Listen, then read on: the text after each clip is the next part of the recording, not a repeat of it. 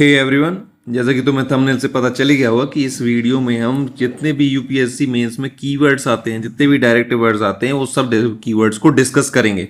अब ये वाला वीडियो बहुत इंपॉर्टेंट होने वाला है अगर तुम बिगनर हो जो आंसर राइटिंग लिखना स्टार्ट करने वाला है या फिर ऑलरेडी आंसर राइटिंग स्टार्ट कर चुके हैं। अब देखो, कीवर्ड की अंडरस्टैंडिंग इसलिए जरूरी है क्योंकि it helps you understand the main demand of the question. अगर तुम्हें क्वेश्चन की डिमांड ही पता नहीं चलेगी देन तुम आंसर उसको कैसे अच्छा लिख पाओगे। इसलिए तुम्हें सबसे पहले जरूरी है कि तुम कीवर्ड जितने भी डायरेक्ट वर्ड्स होते हैं उनके में किस में क्या लिखना है, तुम्हें उस चीज की अंडरस्टैंडिंग होनी चाहिए। अब देखो, इस वीडियो में कैसे जाएंगे हम। देखो, these are the list of the keywords जो कि हम डिस्कस करेंगे। अब इसमें डिस्कशन किस टाइप से होगा, देखो जितने भी कीवर्ड्स हैं सबके बारे में हम पहले देखो, जितने भी कीवर्ड्स हैं सब में सेम पैटर्न आएगा कि पहले उसमें डिस्कस करेंगे कि क्या होता है, फिर उसके बाद उसकी अप्रोच क्या होनी चाहिए, किस टाइप से इंट्रोडक्शन लिखते हैं, किस टाइप से बॉडी लिखते हैं, किस टाइप से कंक्लूजन लिखते हैं, और फिर उसके बाद एक सैंपल क्वेश्चन दिया जाएगा जिसको तुम प्रैक्टिस कर सकते हो। ठीक है, इसको practice question, it is a practice question for you. तो इसी टाइप से जितने भी कीवर्ड्स हैं सबको इसी तरह से डिस्कस करेंगे। और एक और इंपॉर्टेंट चीज कि देखो, मैं तुम्हारा टाइम वेस्ट नहीं करना चाहता, तो अगर तुम्हें ये वीडियो पूरी नहीं देखना है तो जाके तुम इसकी पीपीटी भी डाउनलोड कर सकते हो, उसको पढ़ सकते हो। अगर तुम्हें लग रहा हो कि इसमें टाइम वेस्ट होगा तो उसकी पीपीटी से पढ़ सकते हो, तुम्हारे लिए और ज्यादा सही है कि जब भी किसी भी टाइप का क्वेश्चन आया, जैसे मानो क्रिटिकल इवैल्यूएट वाला क्वेश्चन आया तो ये वाला पढ़ लिया कि किस टाइप से उसे अप्रोच करना। ठीक है, तो इस टाइप से भी तुम इसे यूज कर सकते हो। अगर तुम्हें देखना है तो इसको देखो। अब देखो, हम लोग इसमें किस टाइप से आगे जाएंगे। तो देखो, सबसे पहले तो ये समझ लो कि कुछ बेसिक कॉन्सेप्ट होते हैं आंसर राइटिंग के। जैसे कि इंट्रोडक्शन है, तो इंट्रोडक्शन लिखने के कई तरीके रहते हैं, क्योंकि तुम डेफिनेशन बेस्ड इंट्रोडक्शन लिख सकते हो, करंट अफेयर्स बेस्ड इंट्रोडक्शन लिखते हो, एनेक्डोट बेस्ड इंट्रोडक्शन लिख सकते हो, किसी भी तरह का इंट्रोडक्शन लिख सकते हो। ठीक है, और फिर बॉडी सबकी अलग अलग रहेगी, पर जो कंक्लूजन रहेगा, देखो कंक्लूजन का जो मेन रहता है कि जिस टाइप से जो कंक्लूजन का मेन फ्रेमवर्क रहता है वो रहता है कि तुम्हें जितना भी तुमने अभी तक आंसर लिखा उसको समराइज कर दो। ठीक है, पर कुछ की पॉइंट्स रहते हैं, कुछ की ये डायरेक्ट वर्ड्स रहते हैं जहां पर तुम्हें समराइज करने के साथ साथ उसमें अपने फाइनल जजमेंट भी देने पड़ते हैं, अपनी फाइनल ओपिनियन भी देनी पड़ती है। एज वेल एज कुछ क्वेश्चंस रहते हैं, कुछ कीवर्ड्स रहते हैं जहां पर तुम्हें अपने उसमें तुम्हें वे फॉरवर्ड पॉइंट्स भी ऐड करने पड़ेंगे। इसलिए सबके जो कंक्लूजन रहते हैं, जो बेसिक फ्रेमवर्क है वो यही है कि तुम्हें इंट्रोडक्शन लिखना है। अब वो चाहे definition based, current affair based, कैसा भी लिख लो। फिर उसके बाद बॉडी हो गई, और कंक्लूजन में तुम्हें समराइज करना और साथ ही में उसमें एक आध चीज और ऐड करनी पड़ती है। ठीक है, तो यही सब चीजें देखना है। तो देखो स्टार्ट करते हैं। देखो, फर्स्ट हम स्टार्ट करेंगे डिस्कस से। तो डिस्कस में क्या होता है, डिस्कस का ऐसा समझ लो कि डिस्कस एक हिसाब से ऐसी एज अ रिटन डिबेट की तरह इसको समझोगे। डिबेट में क्या होता है, तुम्हें पॉजिटिव पॉइंट्स भी लिखने हैं, तुम्हें नेगेटिव पॉइंट्स भी लिखने हैं।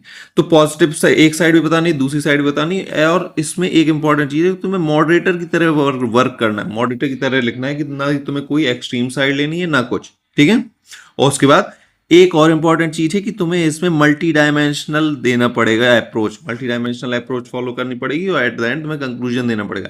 अब देखो, इसमें एक चीज, अब देखो कि कोई भी बॉडी लिखोगे, कोई सी जितने भी कीवर्ड्स हैं उनमें से किसी की भी अगर बॉडी लिखोगे तो उसमें इंपॉर्टेंट है कि तुम जितने ज्यादा हो सके उतने ज्यादा एग्जाम्पल, जितने ज्यादा फैक्ट, डेटा, एविडेंस, जितने ज्यादा भी तुम्हारे पास हो सबके सब उसमें ऐड कर दो। ठीक है, अगर तुमने कोई पॉइंट उसमें लिखा है तो उसमें उसको सब्सटेंशिएट करो विद फैक्ट्स एंड एग्जाम्पल्स। ठीक है, ये बहुत ज्यादा इंपॉर्टेंट रहता है। तो देखो, अब देखो ये तो हो गया हमारा कि किस टाइप से उसको डिस्कस में लिखना है, एक डिबेट की तरह लिखना है, उसमें मॉडरेटर की तरह तुम्हें काम करना है। अब उसमें हम अप्रोच कैसे करेंगे उसे देखो, इंट्रोडक्शन वही बताया कि तुम डेफिनेशन बेस्ड कुछ भी इंट्रोडक्शन लिख सकते हो। कंक्लूजन में तुम्हें समराइज करना है, पर एक चीज और, तुम्हें इसमें वे फॉरवर्ड भी देना है। यही चीज मैं बता रहा था शुरुआत में। ठीक है, तुम जो कंक्लूजन लिखोगे तो उसमें तुम्हें वे फॉरवर्ड भी देना पड़ेगा। अब अगर बॉडी का देखा जाए तो देखो, बॉडी में वही चीज है, फैक्ट, डेटा, एग्जाम्पल, इन सब चीजों का तुम्हें यूज करना ही है। अब इसमें करना क्या, तुम्हें इसमें आर्गुमेंट प्रेजेंट करना है as well as counter argument, क्योंकि डिबेट की तरह है तो for the motion and against the motion दोनों लिखने पड़ेंगे। फिर उसमें तुम्हें सब हेडिंग्स वगैरह भी ऐड कर सकते हो, बुलेट पॉइंट्स भी ऐड कर सकते हो, पर तुम्हें एक डिबेट की तरह से प्रेजेंट करना है। एट द एंड कंक्लूजन में तुम्हें वे फॉरवर्ड भी देना, समराइज भी करना, उसके बाद फिर वे फॉरवर्ड के एक आध पॉइंट देने। ठीक है, तो इस टाइप से डिस्कस वाले क्वेश्चन से डील करना। अब ये वाला एक प्रैक्टिस क्वेश्चन है, इसको आगे सॉल्व करोगे तो तुम्हें इसका और ज्यादा अच्छे से अंडरस्टैंडिंग मिल जाएगी कि किस टाइप से डिस्कस वाले क्वेश्चन सॉल्व करने। नेक्स्ट देखे जाए तो नेक्स्ट हम देखेंगे क्रिटिकली एनालाइज या क्रिटिकली एग्जामाइन। इसको तुरंत समझते हैं। ठीक है, तो इसमें तो शॉर्ट में समझेंगे। देखो, क्रिटिकली एनालाइज और क्रिटिकली एग्जामाइन में क्या मतलब रहता है कि तुम्हें पॉजिटिव नेगेटिव दोनों एस्पेक्ट उसके बताने पड़ेंगे, उसको क्रिटिसाइज करना पड़ेगा कि पॉजिटिवली कैसे सही है, नेगेटिवली उसके क्या क्या पॉइंट्स है, ये सब बताना पड़ेगा। और उसके बाद एट द एंड तुम्हें एक balanced objective as well reasoned judgement देना पड़ेगा तुम्हें कंक्लूजन में। ठीक है, अब देखो अप्रोच देखो, तो इंट्रोडक्शन में क्या होता है, इंट्रोडक्शन में तुम्हें एक इंट्रोडक्शन देना है जिसमें तुम्हें टॉपिक को बताना है as well as set you have set the context, उसकी कॉम्प्लेक्सिटी को एक्नॉलेज करना कि ये वाला टॉपिक कितना ज़्यादा कॉम्प्लेक्स है, इसलिए हमें इसको क्रिटिकली एनालाइज करने की जरूरत है। ठीक है, कि इसमें पॉजिटिव भी है नेगेटिव भी, ये चीज़ तुम्हें इंट्रोडक्शन में ही बतानी पड़ेगी। फिर बॉडी में देखें, बॉडी में वही चीज़ कि तुम्हें पॉजिटिव एस्पेक्ट्स या मेरिट्स हो गया, नेगेटिव एस्पेक्ट डिमेरिट्स हो गया, ये सब बताने पड़ेंगे। और बाकी सब जितने भी रहते हैं पूरी बॉडी किसी भी, देखो अगर कोई से भी जितने भी कीवर्ड्स हैं उनमें से किसी की बॉडी रहेगी तो उसमें तुम्हें उसमें से जितने भी बॉडी को जब एक्सप्लेन करोगे तो तुम्हें उसमें एग्जाम्पल फैक्ट्स वगैरह ऐड करनी ही पड़ेगी। ठीक है, तो इसमें बॉडी में भी वही आएगा। अब कंक्लूजन में देखो, कंक्लूजन में तुम्हें पूरे उसको देखो समराइज भी करना, समराइज के साथ साथ उसके पूरे प्रोज एंड कॉन्स को वेग करके पूरा लिखना है, और एट द एंड तुम्हें एक जजमेंट भी देना है। और जजमेंट कैसा? Judgement should be based on the evidences. ठीक है, जो तुम्हें कंक्लूजन में देना है कि हाँ ये सही है इसलिए ये सही है, और ये गलत है तो इसलिए गलत है। इस टाइप से कंक्लूजन तुम्हें डिजाइन करना है। ठीक है, नेक्स्ट देखें। देखो ये प्रैक्टिस क्वेश्चन हो गया, इसको लगा के सॉल्व करके देख लेना। कमेंट वाले को समझते हैं। देखो कमेंट वाले जो क्वेश्चंस रहते हैं, कमेंट वाले क्वेश्चंस में तुम्हें क्या बताना है, तुम्हें अपना एक पर्सनल ओपिनियन उसमें बतानी है। जो कोई स्टेटमेंट तुम्हें दिया गया है उसके स्टेटमेंट के बेसिस पे तुम्हें अपनी पर्सनल ओपिनियन बतानी है। और जो तुम्हारी ओपिनियन होगी, ओपिनियन कोई भी बायस्ड ओपिनियन नहीं देनी है, उसमें जजमेंट को बेस एविडेंस वगैरह के बेसिस पे तुम्हें अपनी ओपिनियन देनी कि तुम्हारी जो ओपिनियन है उसके ये एविडेंस है इसलिए हमारी ये ओपिनियन है, ये इस टाइप से तुम्हें उसमें बताना है। ठीक है, अब जो तुम्हारी ओपिनियन होगी it has to be substantiated with facts and logical arguments. अब इसको देखो अप्रोच देखे तो देखो इंट्रोडक्शन में वही चीज़ है कि तुम इसको डिफाइन कर सकते हो। डिफाइन करने के साथ साथ you have to briefly state your position as well, कि तुम एग्री करते हो और डिसएग्री करते हो, ये सब चीज़ें तुम्हें इंट्रोडक्शन में ही बतानी पड़ेगी। बॉडी में देखा जाए तो बॉडी में तुम्हारा जो तुमने जो पोजीशन ली है उसके आर्ग्यूमेंट्स, उसके सपोर्ट में कुछ आर्ग्यूमेंट, उसके कुछ अगेंस्ट में कुछ आर्ग्यूमेंट्स तुम्हें बताने पड़ेंगे, सब के सब एविडेंस के बेसिस पे रहेंगे। और कंक्लूजन में क्या करोगे? कंक्लूजन में तुम्हें जो तुम्हारा प्राइमरी व्यू पॉइंट था उस पर फोकस करोगे, प्राइमरी व्यू पॉइंट पे फोकस करोगे, और जो तुम्हारा जो क्या कहते हैं जो तुम्हारा ओपिनियन था उसको तुम्हें इसमें बताना है। उसको जो तुमने एविडेंस बताया, जो तुम्हारा ओपिनियन था वो किस टाइप से ओरिजिनल है, ये सब चीज़ें तुम्हें कंक्लूजन में बतानी पड़ेगी। जो सबसे इंपॉर्टेंट है वो है कि तुम्हें अपना जो प्राइमरी व्यू पॉइंट है उसी पर अड़े रहना है। ठीक है, ये नहीं कि तुम अपना व्यू पॉइंट एंड में बदल दो। ठीक है, कमेंट का मतलब यही होता है कि तुम्हें पर्सनल ओपिनियन है जो किस टाइप से तुम अपनी पर्सनल ओपिनियन उसमें प्रेजेंट कर रहे हो। ठीक है, ये उसके लिए प्रैक्टिस क्वेश्चन हो गया। नेक्स्ट आप देखते हैं इलूसिडेट का। देखो देखो इलूसिडेट का सीधा सीधा लिटरली मीन्स होता है to make something clear and understandable. तो जितना ज़्यादा तुम उस आंसर को क्लियर और अंडरस्टैंडेबल बना पाओ उतना ज़्यादा सही है। ठीक है, अब इसके लिए क्या करना पड़ेगा? इसके लिए तुम्हें एक डिटेल्ड एक्सप्लेनेशन देनी पड़ेगी। जो कॉन्सेप्ट उसमें मेंशन है उन सब की एक डिटेल्ड एक्सप्लेनेशन वाला तुम्हें पूरा आंसर लिखना पड़ेगा। उसमें जितने भी की टर्म्स है क्वेश्चन के, सबकी की टर्म्स को तुम्हें डिफाइन करना है और सबको एग्जाम्पल से इलस्ट्रेट करना है। और जो तुम्हारा लास्ट का गोल है वो है कि the goal is to leave no room for ambiguity. हर एक टर्म, हर एक कॉन्सेप्ट उसका क्लियर होना चाहिए आंसर राइटिंग में। ठीक है, अगर इसकी अप्रोच के बारे में बात की जाए तो देखो इंट्रोडक्शन हो जाएगा तुम्हारा, इंट्रोड्यूस कर देना। कंक्लूजन में तुम्हें समराइज करना है और एक ब्रीफ कंक्लूडिंग थॉट दे देना, वही कंक्लूजन वाला। इसमें कुछ अलग से नहीं है कि जैसे तुम्हें अपनी ओपिनियन देना, वो सब चीज़ें वो सब नहीं दिया इसमें। अब बॉडी में क्या आएगा? बॉडी में आएगा कि तुम्हें एक्सप्लेन करना है टॉपिक का कोर कॉन्सेप्ट, उसके फंक्शन, उसके अंडरलाइंग प्रिंसिपल, मतलब हर एक चीज़ उसकी क्लियर करना है तुम्हें। बाकी वही चीज़ जैसा सब में कि तुम्हें कंक्लूजन एग्जाम्पल्स वगैरह देने हैं। और ये चीज़ जो है इसका मतलब यही है कि तुम्हें उसकी डिटेल्ड एक्सप्लेनेशन देना है, उसको क्लियर बनाना है, बस इतना है इलूसिडेट में। ठीक है, अब किस टाइप से तुम उसकी बॉडी को इतना ज़्यादा क्लियर बना सकते हो तुम्हारे ऊपर है। तुम एग्जाम्पल्स भी यूज़ कर सकते हो, फ्लोट चार्ट्स वगैरह यूज़ कर सकते हो, पॉइंट वाइज में यूज़ करो, बॉडी लिख सकते हो, पैराग्राफ वाइज लिख सकते हो, जैसा तुम्हारा मतलब। जैसे तुम बस इतना याद करना कि क्लियर हेडिंग होनी चाहिए और बुलेट पॉइंट ज़्यादातर यूज़ करोगे तो ज़्यादा सही है। प्रैक्टिस क्वेश्चन ये हो गया कि इलूसिडेट द की provision of forest right act 2006। ठीक है, अब नेक्स्ट देखते हैं, नेक्स्ट कीवर्ड देखते हैं हम एग्जामाइन। देखो एग्जामाइन वाले तो का मतलब तो तुम्हें पहले ही पता होगी एग्जामाइन का मतलब क्या होता है। अब एग्जामाइन के क्वेश्चन में क्या करना पड़ता है? हमें इन्वेस्टिगेट करना पड़ता है कि जो टॉपिक है उसको हमें इन्वेस्टिगेट करना पड़ेगा, उसको क्रिटिकली इन्वेस्टिगेट करना पड़ेगा इशू को, and looking at its various aspect, causes, effect, ये सब चीज़ें हमें बतानी पड़ेगी। एक टॉपिक दे दिया गया तुम्हें, उस टॉपिक के अलग अलग एस्पेक्ट्स तुम्हें बताने, अलग अलग इफेक्ट्स बताने हैं तुम्हें, अलग अलग कॉजेज बतानी, ये सब चीज़ें तुम्हें बतानी पड़ेगी बॉडी में। ठीक है, तो इस टाइप से एग्जामाइन वाले क्वेश्चन से डील करोगे तुम। और it is slightly more in the investigative directive than a simple explain. तो ये जो एक्सप्लेन वाले क्वेश्चन थे तुम्हारे, देखो एलुसिडेट एक्सप्लेन वाले जो क्वेश्चन रहते हैं उससे ज़्यादा इन्वेस्टिगेट करना पड़ता है, पर जो सबसे ज़्यादा इन्वेस्टिगेशन वाला रहता है वो क्या रहता है? नहीं ये नहीं, तो रुको, इन्वेस्टिगेट वाला कहाँ गया? ठीक है, यही तो है। ठीक है, एग्जामाइन वाले में तुम्हें इन्वेस्टिगेट करना है। इसमें देखो एक्सप्लेन वाले में क्या रहता है, एक्सप्लेन वाले में सिंपल सा रहता है, इसमें एग्जामाइन वाले में तुम्हें क्रिटिकली इन्वेस्टिगेट करना है उस वाले टॉपिक को जो तुम्हें दिया गया है क्वेश्चन में। अब देखो इसको अप्रोच कैसे करेंगे, इंट्रोडक्शन वही हो गया तुम्हारा कि डिफाइन करना है तुम्हारे टॉपिक को, कंक्लूजन में वही तुम्हारा हो गया कि तुम्हें एक पूरी समरी लिखनी है, और दूसरी चीज़ कि जो तुम्हारी ओपिनियन होनी चाहिए बैलेंस होनी चाहिए। देखो बैलेंस्ड ओपिनियन ही हर टॉपिक में काम आएगी, हर एक कीवर्ड में काम आएगी, जो तुम्हारा कंक्लूजन होना चाहिए हमेशा बैलेंस्ड ही होना चाहिए, कोई एक साइड नहीं लेना है। अब बॉडी में क्या आएगा, देखो बॉडी में तुम्हें एनालाइज करना है टॉपिक को फ्रॉम मल्टीपल एंगल्स, जो तुम्हारा टॉपिक है उसको मल्टीपल एंगल से एनालाइज करना, उसमें एग्जाम्पल्स वगैरह डालना, उसके प्रोज एंड कॉन्स डिस्कस करना, चैलेंजेस डिस्कस करना, उसकी सक्सेस डिस्कस करना, एविडेंस और इन सब चीज़ों का यूज़ करके। तो एक क्रिटिकल इन्वेस्टिगेशन है जिसमें तुम्हें सब कुछ पता होना चाहिए और सब कुछ तुम्हें उसमें एक्सप्लेन करना कि उसके कॉजेज क्या होते हैं, क्या क्या उसकी डायमेंशंस हैं, क्या क्या इफेक्ट होते हैं, ये सब चीज़ें तुम्हें एग्जामाइन में ये सब लिखनी पड़ती हैं। क्लियर है? अब देखो ये उसका प्रैक्टिस क्वेश्चन होगा कि examine the role of Reserve Bank of India in the managing inflation in the post pandemic era. Next देखते हैं, देखो गिव एन अकाउंट ऑफ वाला बहुत इजी रहता है, इसमें बस एक चीज पर ध्यान देना, एक वर्ड याद रखना, क्रोनोलॉजी। ठीक है, अगर तुम्हें कोई भी क्वेश्चन आया गिव एन अकाउंट ऑफ, तो उसमें तुम्हें क्रोनोलॉजी का बहुत ज़्यादा ध्यान रखना है।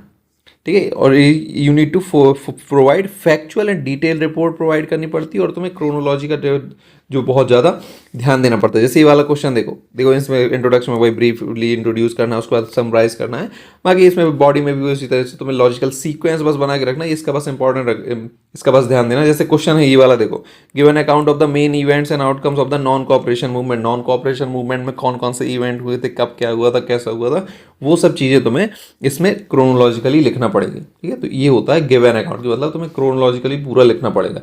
इंट्रोडक्शन और कंक्लूजन तुम्हारे वही आएंगे जो बेसिक रहता है कि तुम्हें डिफाइन करना पड़ेगा, कंक्लूजन में समराइज करना पड़ेगा, बॉडी में तुम्हें क्रोनोलॉजिकली उसमें लिखना पड़ेगा। ठीक है, फिर उसके बाद देखो, उसके बाद नेक्स्ट देखा जाए तो वो हमारा डेमोन्स्ट्रेट। अब देखो डेमोन्स्ट्रेट में क्या करना है, हमें एक आर्ग्यूमेंट हो गया या कोई प्रिंसिपल हो गया, उसको हमें प्रूव करना है। समझ रहे हो कि हमें इसमें प्रूव करना है कि कोई जो आर्ग्यूमेंट है या कोई प्रिंसिपल है वो किस टाइप से ट्रू है या किस टाइप से फॉल्स है, ये हमें प्रूव करना है using clear evidence and logical sequence of reasoning. ठीक है, इसमें केवल सिंपल एक्सप्लेनेशन नहीं रहती, इसमें हमें एक स्ट्रक्चर्ड एविडेंस बेस्ड आर्ग्यूमेंट को प्रूव करना पड़ता है, जैसे show how a claim is true and how a concept work, इस टाइप से चीज़ें हमें इसमें बतानी पड़ती हैं। अब इसकी अगर अप्रोच का देखा जाए तो देखो इंट्रोडक्शन वही रहेगा, ब्रीफली हमें इसको इंट्रोड्यूस करना है, और एक चीज़ कि हमें इसमें कॉन्टेक्स्ट को सेट करना है कि मतलब किस टाइप से हम इसमें जाने वाले हैं आगे, how are we going to move forward in this answer. ठीक है, ये सब चीज़ें हमें तुम्हें इंट्रोडक्शन में बतानी पड़ेगी। अब कंक्लूजन में समराइज करना है। ठीक है, एक फॉरवर्ड लुकिंग सजेशन हो गया, वे फॉरवर्ड, जैसा डिस्कस में करते हैं वे फॉरवर्ड है, फॉरवर्ड लुकिंग सजेशन देना पड़ता है, उसी तरह से डेमोन्स्ट्रेट में भी एक वे फॉरवर्ड देना पड़ता है।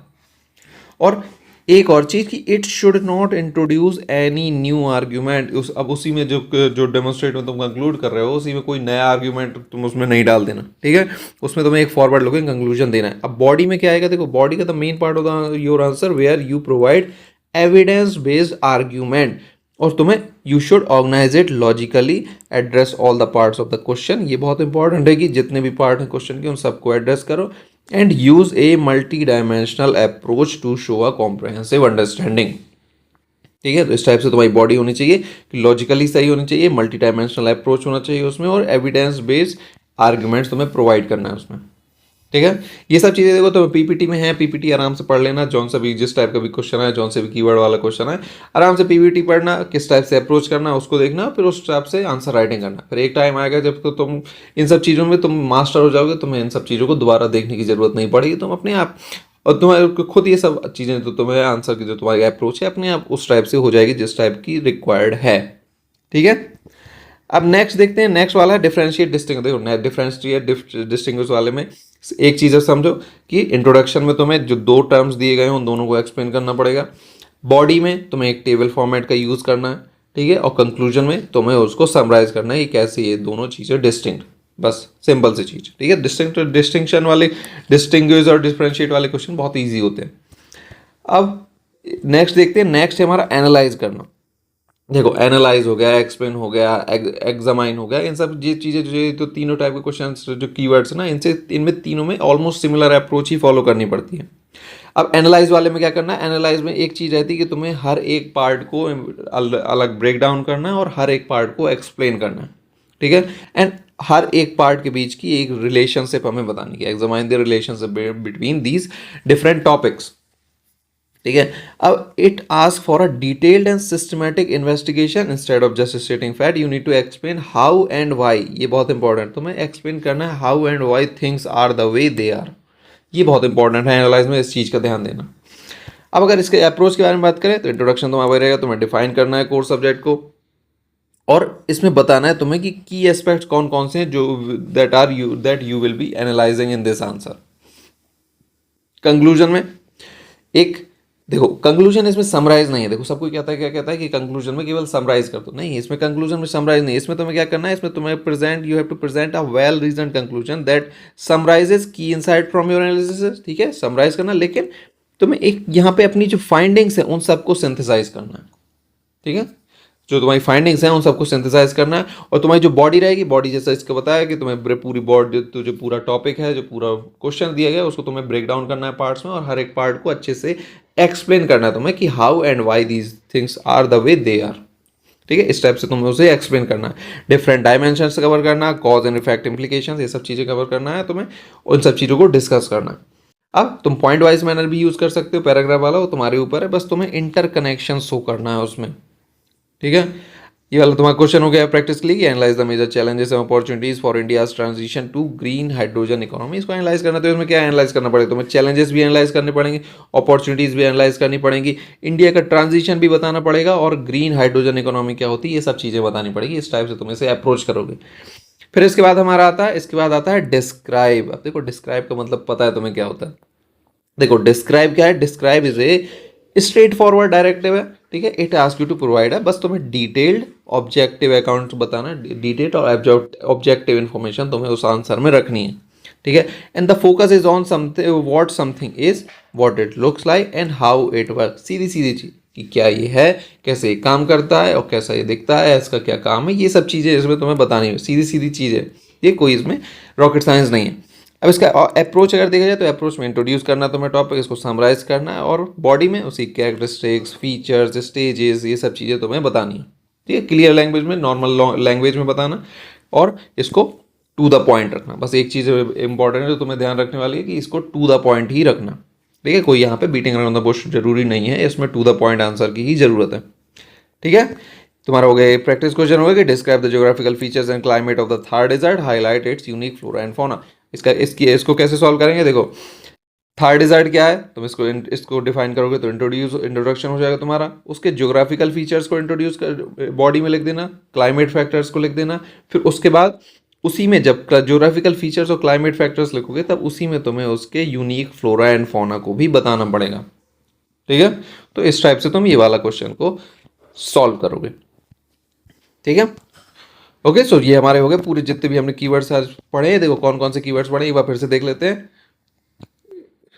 कीवर्ड्स हम लोगों ने कौन कौन से पढ़े हैं, एक सेकेंड, हाँ देखो कीवर्ड्स हम लोगों ने कवर करने, एग्जामाइन हो गया, analyse, discuss, comment, give an account of, critically analyse, critically examine, describe हो गया, इलस्ट्रेट हो गया, एक्सप्लेन हो गया, डेमोन्स्ट्रेट हो गया, तो ये सब कीवर्ड्स हमने पढ़ लिए, सबकी अप्रोच पढ़ ली। अब तुम्हारा काम क्या है कि तुम इसको सेव कर लो, इस वीडियो को सिर्फ लाइक कर लो, और इस वीडियो के बाद इस पीपीटी को डाउनलोड कर लेना, उस पीपीटी का यूज़ करना तुम्हें जब भी तुम आंसर राइटिंग करोगे, और उस आंसर राइटिंग में जो भी कीवर्ड उसमें पूछा गया तुम उसमें आओगे, इसको अप्रोच को समझोगे, किस टाइप से उसे अप्रोच करना, फिर उसके बाद उसको लिखोगे, और ये सब काम तुम्हें तब तक करना जब तक कि तुम्हारी जो आंसर राइटिंग है वो परफेक्ट ना हो जाए, ठीक है। इसलिए इस वाली चीज़ का ध्यान देना, ठीक है। तो ये था इस वीडियो में इतना ही, और अब नेक्स्ट वीडियो एक वीडियो और डालेगा, उसमें सिर्फ बेसिक्स ऑफ आंसर राइटिंग के बारे में भी डिस्कस किया जाएगा।